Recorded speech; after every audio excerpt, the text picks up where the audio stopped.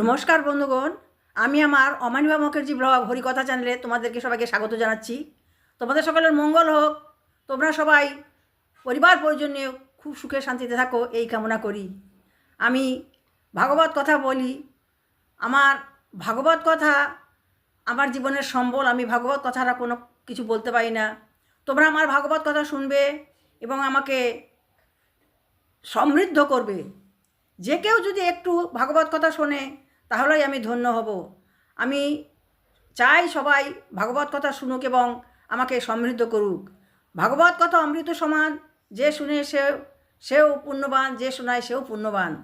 সুতরাং বন্ধুগণ, তোমরা আমার ভাগবত কথা শোনো এবং তোমরা সবাই ভগবান শ্রীকৃষ্ণের কৃপায় খুব সুন্দরভাবে জীবনযাপন করো, আনন্দে থাকো। তোমাদের ভগবান শ্রীকৃষ্ণ সর্বদাই সুরক্ষিত রাখুন এই কামনা করি। বন্ধুগণ, তোমরা আমার ভাগবত কথা শোনো, আমি এইটা চাই। তোমরা যদি আমার ভাগবত কথা শোনো তাহলে আমি অতীব আনন্দিত হব। আমরা সনাতন ধর্মাবলম্বী, সনাতন ধর্মকে রক্ষা করার জন্য আমাদের ভগবানের নাম করতেই হবে। হরে কৃষ্ণ। গুরুর ব্রহ্মা গুরুর বিষ্ণু গুরুর্দেব মহেশ্বর গুরুরেব পরম ব্রহ্ম তস্मै শ্রী গুরুবে নমঃ। অখণ্ড মণ্ডলাকারং ব্যাপ্তমেন চরাচরম তৎপদং দর্শিতমেন তস্मै শ্রী গুরুবে নমঃ। অজ্ঞানতিমিরান্ধস্য জ্ঞানাঞ্জনশলাকয়া চক্ষুरुन्मिलितं তস্मै শ্রী গুরবে নমঃ। অসতোমা সদ্গময় তমসোমা জ্যোতির্গময় মৃত্যুম মামৃতম গময় শান্তি শান্তি শান্তি। জয় শ্রীকৃষ্ণ চৈতন্য প্রভু নিত্যানন্দ শ্রী অদ্বৈত গদাধর শ্রীবাসাদি গৌর ভক্ত বৃন্দ। জয় শ্রীকৃষ্ণ চৈতন্য প্রভু নিত্যানন্দ শ্রী অদ্বৈত গদাধর শ্রীবাসাদি গৌর ভক্ত বৃন্দ। জয় শ্রীকৃষ্ণ চৈতন্য প্রভু নিত্যানন্দ শ্রী অদ্বৈত গদাধর শ্রীবাসাদি গৌর ভক্ত বৃন্দ। হরে কৃষ্ণ হরে কৃষ্ণ কৃষ্ণ কৃষ্ণ হরে হরে হরে রাম রাম রাম হরে হরে হরে কৃষ্ণ কৃষ্ণ কৃষ্ণ হরে হরে হরে রাম রাম রাম হরে হরে। নমস্কার বন্ধুগণ, আমি আমার ভাগবত কথায় প্রবেশ করছি। আগের দিন আমি বর্ণনা করেছিলাম উদ্ধবকে ভগবান শ্রীকৃষ্ণের উপদেশ। আমি যেটুকু বর্ণনা করেছিলাম তারপর থেকে আমি বর্ণনা করব। উদ্ধব যখন ভগবানকে বলছেন যে আমি আপনাকে ছাড়া থাকতে পারবো না, আপনি যখন যাবেন আপনি আমাকে আপনার ধামে নিয়ে যাবেন, সেই সুন্দর ভক্তি এবং ভালোবাসা এবং একনিষ্ঠ ভাব দেখে ভগবান শ্রীকৃষ্ণ উদ্ধবকে উপদেশ দিচ্ছেন। সেই কাহিনী আমি তার শেষাংশ বর্ণনা করব। শ্রী ভগবান বললেন, বিভিন্ন বস্তুর মধ্যে সূর্য প্রতিবিম্বিত হলেও তা কখনোই বিভক্ত হয় না, কিংবা প্রতিবিম্বের মধ্যে তা মিশে যায় না। যাদের স্থূল বুদ্ধি তারাই সূর্যকে এইভাবে ধারণা করে থাকে। ঠিক তেমনি বিভিন্ন জড়দেহের মাধ্যমে আত্মা প্রতিবিম্বিত হলেও আত্মা সর্বদাই অবিভাজ্য এবং জড়সত্তাবিহীন হয়ে থাকে। ভগবান সুন্দর উপদেশ দিচ্ছেন যে সূর্যের আলো সবেতেই পড়ে, কিন্তু তাতে সূর্যের তার সঙ্গে মিশে যায় না। তেমনি প্রত্যেকের হৃদয়ে আত্মা রয়েছে, সে জড়দেহ থাকলেও সে কখনোই জড়দেহের সঙ্গে মিশে যায় না এবং সে জড়সত্তাবিহীন হয়ে থাকে। কোনো কিছু বা কারোর জন্য অত্যধিক স্নেহ বা আসক্তি পোষণ করা কারো উচিত নয়। বলছে, হে উদ্ধব, তুমি কারোর জন্য অত্যধিক স্নেহও করবে না, অত্যধিক আসক্তিও করবে না। তাহলে বুদ্ধিহীন কপটের মতো অনেক দুঃখ পেতে হয়। যারা অত্যধিক স্নেহ এবং অত্যধিক আসক্তি করে থাকে তাদের অনেক কষ্ট পেতে হয়। একটি কপট তার কপতির সঙ্গে বনে বাস করতে, এবার একটা উদ্ধবকে একটা গল্পের মাধ্যমে বোঝাচ্ছেন ভগবান যে একটি কপট তার কপতির সঙ্গে বনে বাস করত। একটি গাছে সে বাসা বেঁধেছিল এবং কয়েক বছর যাবৎ কপতির সঙ্গে সেখানে থাকতো। উনি গল্প বলছেন যে একটা কপতি একটা বনে থাকতো, তারা একটা গাছে বাসা বেঁধেছিল এবং কয়েক বছর তারা দুজনে একসঙ্গে সেখানে থাকতো। দুই কপতি তাদের গার্হস্থ্য কাজকর্মে খুবই আসক্ত হয়ে উঠেছিল। তারা গার্হস্থ্য কাজকর্মে এমনই আসক্ত হয়েছিল যে তারা কখনো অন্য কিছু ঈশ্বরকে ভাবার কোনো চিন্তা করতে পারতো না।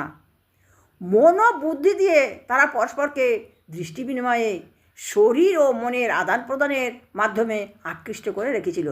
তারা দুজনের দৃষ্টি বিনিময়ে এবং শরীর এবং মনের আদান প্রদানের মাধ্যমে দুজনের প্রতি দুজনে আকৃষ্ট হয়েছিল। এইভাবে তারা সম্পূর্ণভাবে পরস্পরকে প্রীতিবন্ধনে আবদ্ধ করেছিল। এইভাবে করেছিল যখন তারা পরস্পর দুজনের সঙ্গে প্রেম বন্ধনে একেবারে সর্বস্ব ত্যাগ করে তাদের প্রতি প্রীতিবন্ধনে আবদ্ধ হয়েছিল। সরল মনে ভবিষ্যতের বিশ্বাস নিয়ে বনের গাছপালার মাঝে প্রেমময় দম্পতির মতো তারা বিশ্রাম, আহার বিহার, চলাফেরা, কথাবার্তা, খেলাধুলা এবং সব কিছুই করত। সবাই যেমন বনে বাস করে সবাই থাকে ভবিষ্যতের বিশ্বাস নিয়ে সরল মনে থাকে, তারাও তাই করছিল। একসঙ্গে তারা আহার করছিল, বিশ্রাম করছিল, চলাফেরা করছিল, কথাবার্তা বলছিল, খেলাধুলা করছিল। কপতি যখনই কোনো কিছু বাসনা করত তখন অনুকম্পার মাধ্যমে কপটকে সন্তুষ্ট করার ফলে বহু কষ্ট স্বীকার করা সত্ত্বেও সব কিছুই কপট তাকে এনে দিত। কপতি সবসময় তার কাছে কিছু চাইতো, বাসনা করত, কিন্তু খুব কষ্ট হতো, তবু কপট তাকে সব কিছু এনে দিত। তার ফলে কপতির সংসর্গে কপট তার ইন্দ্রিয়াদি সংযম করতে পারতো না। তার ফলে কি হয়েছিল, কপতি সঙ্গে থাকার ফলে তার ইন্দ্রিয়গুলোকে সে সংযম করতে পারতো না। তারপরে কপতি তার প্রথম শাবক সম্ভাবনা অর্জন করলো। তারপরে কপতি তার বাচ্চা হবে। যখন সময় হলো তখন সাধ্বী স্ত্রীর মতোই কতগুলি ডিম তার পতির উপস্থিতিতে বাসার মধ্যে প্রসব করলো। যখন তার সময় হলো তখন সে তার সাধ্বী স্ত্রী যা করে, কতগুলি ডিম তার পতির উপস্থিতিতে বাসার মধ্যে প্রসব করলো। যথাসময়ে পরমেশ্বর ভগবানের অচিন্তনীয় শক্তির মাধ্যমে সেই ডিমগুলি থেকে কোমল অঙ্গ প্রত্যঙ্গ এবং পালক সমেত কপট শাবকেরা জন্মলাভ করলো। সব কিছু তো ভগবানের কৃপায় হয়। তাই যথাসময়ে ভগবান পরমেশ্বরের অচিন্তনীয় শক্তির মাধ্যমে সেই ডিমগুলি ফেটে এবং তার থেকে সুন্দর কপট শাবকেরা জন্মলাভ করলো। কপতি পিতামাতা তাদের শাবকদের কোমল ডানাগুলি দেখে তাদের কলরব শুনে বাসার মধ্যে চারিদিকে তাদের সুন্দরভাবে সরল অঙ্গভঙ্গি আর লাফিয়ে ওঠে উড়ে চলার চেষ্টা লক্ষ্য করে এবং খুবই উৎফুল্ল হয়।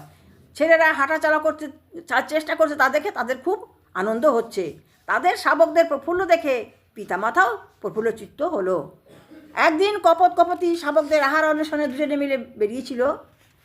তখন শাবকদের ভালোভাবে আহার জোগানোর উদ্দেশ্যে বিশেষ উদ্বিগ্ন হয়ে তারা অনেকক্ষণ পর্যন্ত বনের সর্বত্র বিচরণ করেছিল।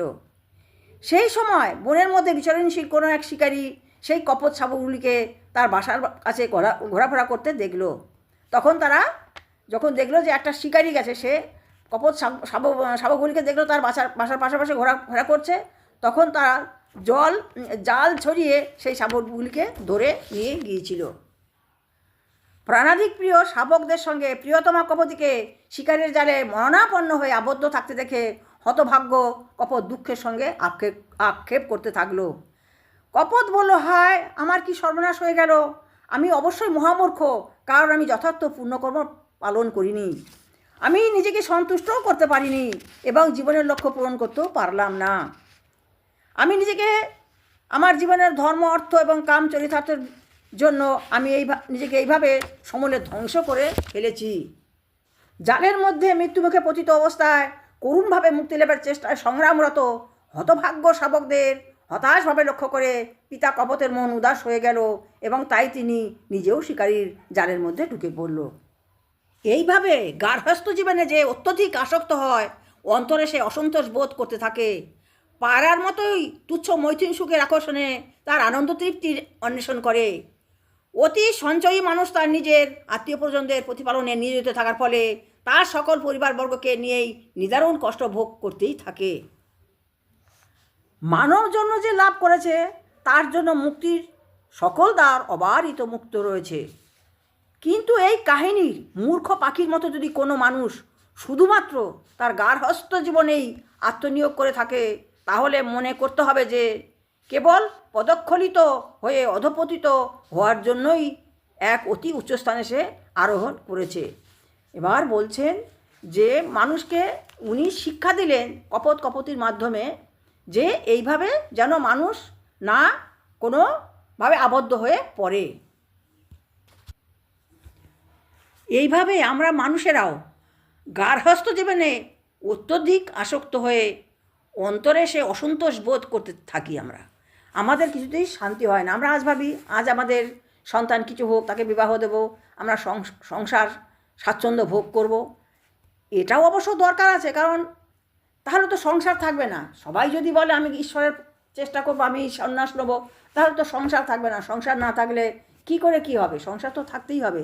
কিন্তু ভগবান বলছেন যে ওই কপোতির মতো অত্যধিক আসক্ত না হয়ে অন্তরে ঈশ্বরের নাম করতে হবে।